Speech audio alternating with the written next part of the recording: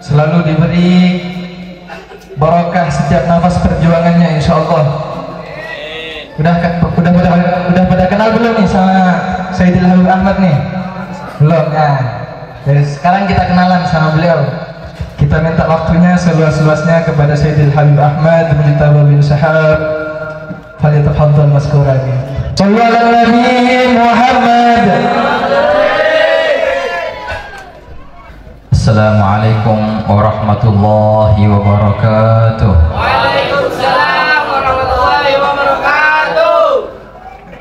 Hadratul mukarramin al-muhtaramin, jami'ul hadirin wal hadirat, hafizakumullah wa ra'akum wa balaghakum aqsa manakum. Bil khusus orang tua kita yang hadir bersama kita di sini, Sayyidi Al-Walid Al-Habib Abdullah bin Alwi Al-Attas, hafizahullah wa ra'ah, balaghahu aqsamuna, ta'ana bihi fi 'afiyah tammah.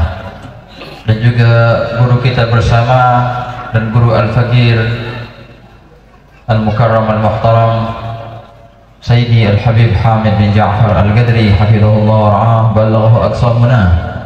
Dan segenap para tokoh masyarakat, para alim ulama, para hadirin dan hadirat yang hadir di malam yang mulia ini, semoga Allah Ta'ala melimpahkan inayahnya, Allah Ta'ala melimpahkan rahmahnya kepada kita semua, sehingga kita bisa bertemu kembali di tempat yang mulia bersama Nabi Muhammad sallallahu alaihi wa ala alihi wa sahbihi wasallam. Ya Rabbi wajma'na wa ahbaban lana fi darikal firdaus atyabi mawdi'i.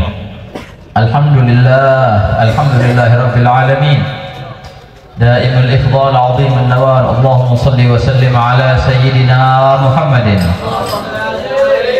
البدر المتلال مولى بلال صلى الله عليه وعلى آله وصحبه خير صحب وآل. Alhamdulillah, senantiasa puja dan puji syukur kita haturkan kehadirat Allah Subhanahu wa Ta'ala atas limpahan nikmahnya dan hidayah dan taufiknya, hingga alhamdulillah di malam yang penuh barakah ini, tatkala banyak orang yang dilempar oleh Allah Ta'ala jauh darinya, di malam ini banyak orang-orang dan di saat ini dalam kelalaian mereka menyebut perihal yang Allah Ta'ala murkai bersama orang-orang yang Allah Ta'ala murkai, namun Allah Ta'ala memilih kita semua di sini untuk menyebut namanya, untuk mengenang nama kekasihnya Nabi Muhammad sallallahu alaihi wasallam, untuk memperingati peristiwa teragung yang Allah Ta'ala karuniakan kepada baginda Nabi Muhammad sallallahu alaihi wa ala alihi wa sahbihi wasallam.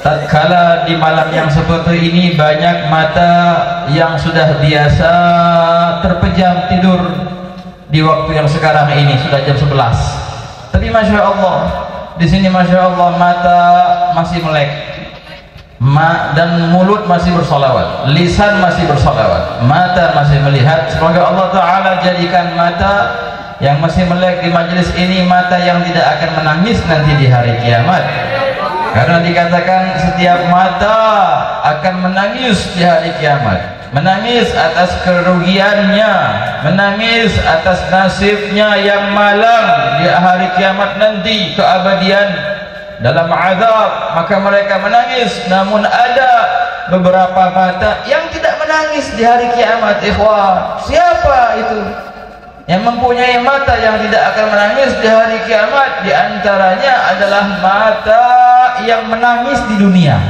karena takut kepada Allah, mata yang menangis di dunia karena rindu kepada Rasulullah sallallahu alaihi wasallam. Wa ainun bakat min khasyatillah, mata yang mengucurkan air mata takut kepada Allah, itulah mata yang tidak akan menangis di hari kiamat. Ikhwan, wadama'at wajal ajal min jabal surif fi sadaqah au fi ta'am.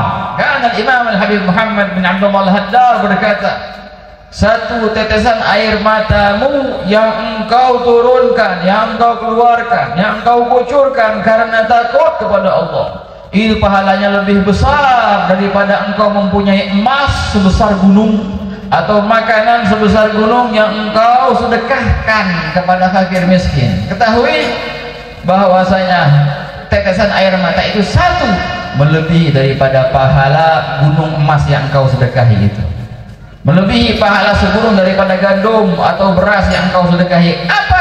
Satu tetesan air matamu lebih mulia dari itu semua. Kata ikhwan, inilah mata yang Allah akan jaga, tidak akan menangis nanti di hari kiamat, karena dia sudah nangis.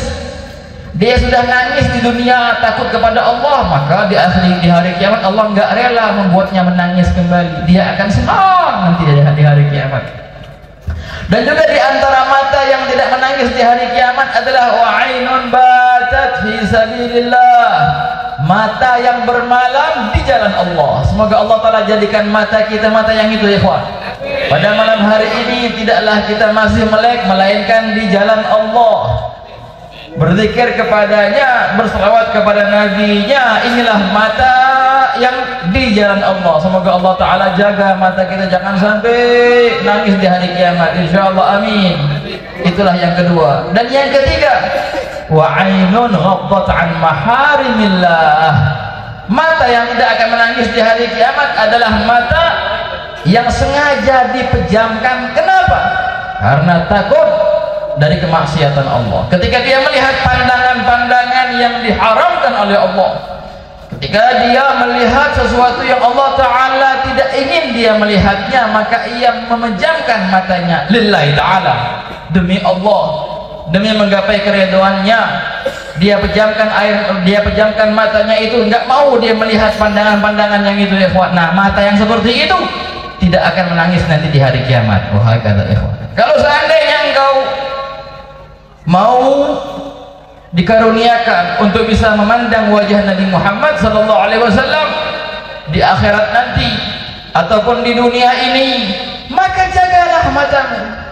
Jadikanlah matamu itu ketika engkau bertemu dengan Rasulullah mata yang bangga, mata yang bangga yang telah terjaga dari kemaksiatan Allah. Jangan sampai ketika engkau bertemu dengan baginda di hari kiamat, engkau membawa mata yang penuh dengan kotoran, penuh dengan kemaksiatan. Engkau malu menghadap baginda dengan muka yang tak pantas engkau menghadap baginda dengannya.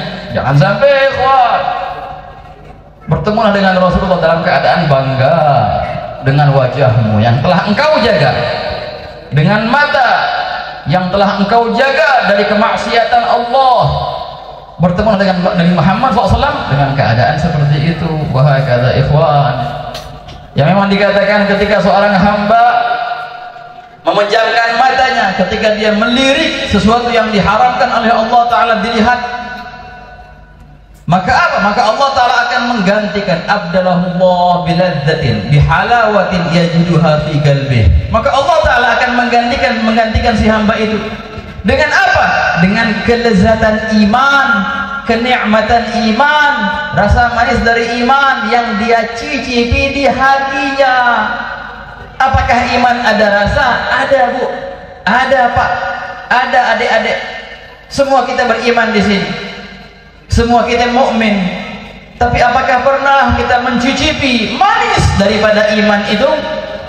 Bukankah baginda telah bersabda lima rawah lima Muslim bi sahih dhaqa ta'mal iman. Sungguh telah mencicipi manisnya iman itu. Jadi iman ada kita rasa.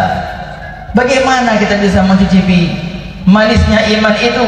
Itu dia, man radiya billahi rabba, orang yang redha Allah sebagai Tuhannya, mobil Islam dina, dan Islam sebagai agamanya, Nabi Muhammadin nabiyya wa rasulah, dan Nabi Muhammad sebagai nabinya dan rasulnya. Ketika ridha telah tertanam di hatimu kepada Allah, engkau ridha Allah sebagai Tuhanmu. Artinya apa, ya kawan? Ya pasti semua kita ridha, bukan keridhaan yang di atas, keridhaan biasa. Ridha Allah sebagai Tuhanmu berarti ridha terhadap semua takdirnya, ridha terhadap semua ketentuannya, tidak memprotes takdirnya, tidak menggerutu terhadap apa yang telah ia tentukan. Nah, itu artinya keridhaan kepada Allah sebagai Tuhan. Ridha sebagai Islam agamanya, mengikuti ajaran Islam, mematuhi perintah Allah. Wahai kata Nabi Muhammadin nabiyya wa rasulah, senantiasa menjadikan Nabi Muhammad sallallahu alaihi wasallam suri tauladannya. Wah, kata semoga Allah taala berikan kita keridhaan Allah sebagai Tuhan kita, Islam sebagai agama kita, Nabi Muhammad sebagai nabi kita, sehingga kita bisa mencicipi kenikmatan dan kemanisan iman yang Allah taala cicipi itu kepada kaum salihin. Amin ya rabbal alamin. Allahumma adzikna ladzatal iman wa halawatal iman. Ikhwani, setiap ibadah itu ada cita rasanya. Salat ada kenikmatan, salat itu ada rasanya, ikhwan. Betul. Jangan sampai kita menganggap sholat itu suatu beban. Jangan, tega banget sih. Masa perjumpaan dengan sang kekasih engkau anggap beban? Tahu nggak ikhwan, sholat itu apa? Sholat itu adalah nostalgia Isra Mi'raj. Bukankah baginda dipanggil oleh Allah Ta'ala di malam Isra Mi'raj sebagai malam yang paling mulia? Kenapa? Karena pada malam itu terjadilah pertemuan sang kekasih dengan kekasihnya, pertemuan Allah dengan kekasihnya Nabi Muhammad SAW. Ketika baginda bertemu dengan Allah Ta'ala, maka Allah Ta'ala mau mengabadikan pertemuan ini. Oleh karena itu Allah Ta'ala berikan sarana untuk nostalgia, reuni atas pertemuan itu. Apa itu? Ya sholat 5 waktu. Dan Allah Ta'ala bukakan pintu yang seluas-luasnya untuk umat Nabi Muhammad SAW untuk ikut serta dalam reunian itu, untuk ikut serta dalam nostalgia itu. Maka Allah Ta'ala berikan kita perintah salat 5 waktu, tidak lain untuk kita bisa andil dalam karunia Isra Mi'raj. Wahakata baginda bersabda dalam hadisnya, as-salatu mi'rajul mu'min. Salat itu adalah mi'raj, Isra Mi'rajnya mukmin. Bisa kita mendapatkan karunia Isra Mi'raj? Bisa. Kenapa tidak bisa? Dengan apa? Dengan menghadap kepada Allah. Kapan? Pada salat kita, ikhwan. Kalau seandainya kita meresapi salat itu adalah saat engkau bermesraan dengan Allah, saat engkau curhat kepada Allah, engkau mempersiapkan dirimu untuk menghadapnya, engkau sucikan dirimu dari hadas, dari najis, engkau sucikan hatimu dari segala ikatan duniawi, maka engkau menghadap kepada Allah Ta'ala dengan kefakiranmu, kehinaanmu, menghadap kepadanya, dan engkau memulai dengan takbir Allahu Akbar, Allah Maha Besar dan tiada yang besar melainkannya. Semua dunia kecil, jabatan dunia kecil, harta dunia kecil, gak ada yang patut kita pikirkan ketika salat selain Allah Ta'ala. Karena itu hina semua selain Allah Ta'ala. Allah lah yang Maha Besar. Itu arti Allahu Akbar. Seraya engkau mengangkat tangan, melambaikan Allahu Akbar. Apa arti angkat tangan? Apa arti angkat tangan kanan, tangan kiri? Apa ya kawan? Engkau melempar semua dunia dan seisinya ke belakangmu. Itu artinya angkat tangan. Allahu Akbar. Lemparkan semua dunia dan seisinya. Lemparkan pikiran kantormu, pikiran rumahmu, pikiran warungmu, pikiran pasarmu. Lemparkan semua ke belakang.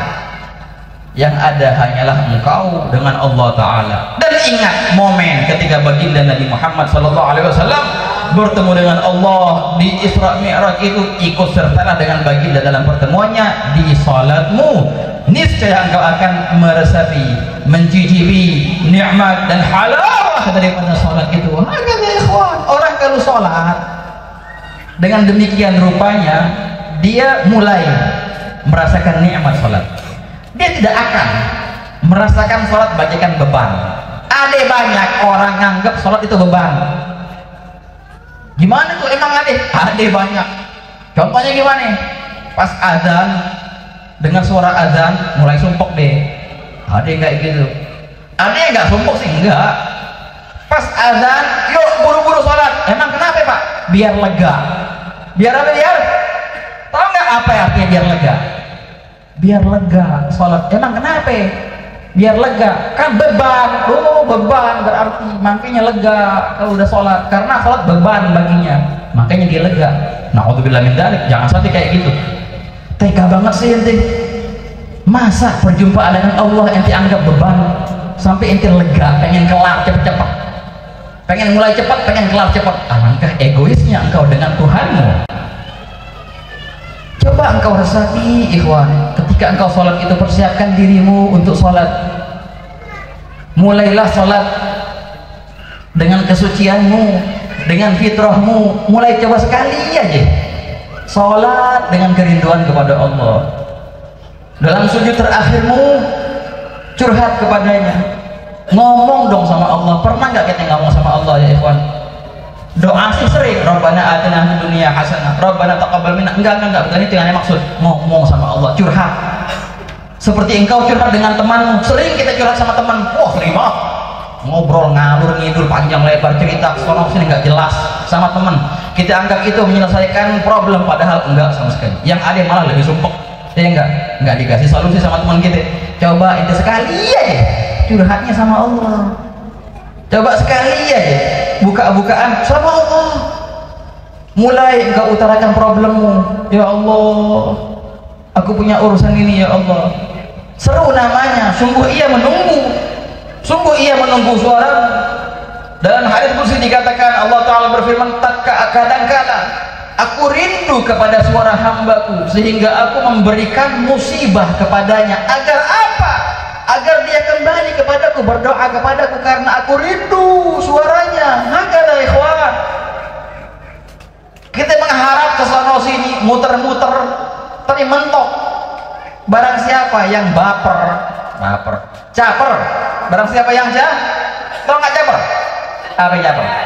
Cari perhatian. Anak muda sering tahu tuh caper anak muda. Jangan cuma ngerti caper sama makhluk, jangan. Orang kalau jadi perhatian sama makhluk, yang ada dia jadi hina di mata makhluk itu, akan dimanfaatkan, akan dihinakan. Nah, selagi dia nyari perhatian aneh, berarti dia budak aneh. Mau diapain aja rela dia, karena cari perhatian. Hina engkau, sangat hina engkau di sisi manusia itu yang engkau caper kepadanya. Dan di saat yang sama engkau hina di sisi Allah. Na'udzubillah min dzalik. Yang engkau dapatkan dari capermu itu kehinaan dunia akhirat. Hina di sisi Allah, hina di sisi manusia. Tadi coba sekali aja caper sama Allah.